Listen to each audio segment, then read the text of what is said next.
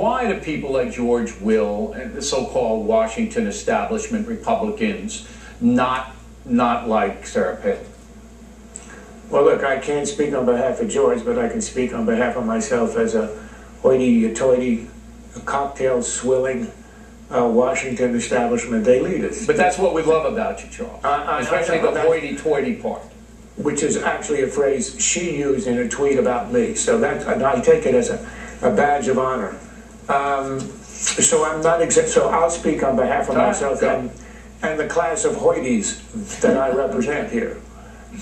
It's not that you said in the introduction the rap on her is that she isn't smart. That is not so. She is very smart and adept, great political instincts, and is a star. The problem with her, I think, is that she is not schooled. I don't mean she didn't go to the right schools.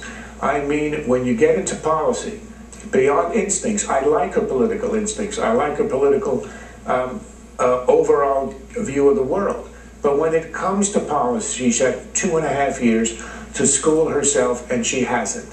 And that's a problem. You want a president who will be able to not have to learn on the job. We've already had that with President Obama and with others. Let me articulate. Hold on, one thing. It's not only lack of schooling, it's the lack of effort to school herself and the lack of insight to see that she needs it. Okay, but I don't really agree with you on that, and let me tell you why. I think the woman is shrewd. I think that's word. And she's savvy in the political world, but she obviously ran the state of Alaska pretty well. I mean, her approval rating was high, and she did a lot of stuff for the folks with the oil companies getting the money. But her frame of reference is weak, and that's what I say.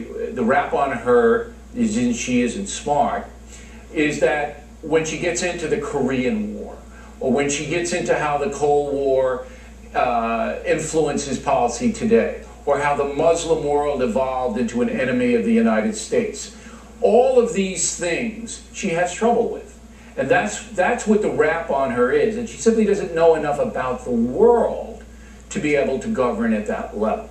Do you agree or disagree? I agree with you about that. I think if you're going to master policy, especially world affairs, you've got to know history. As you say, you have to know how things evolve.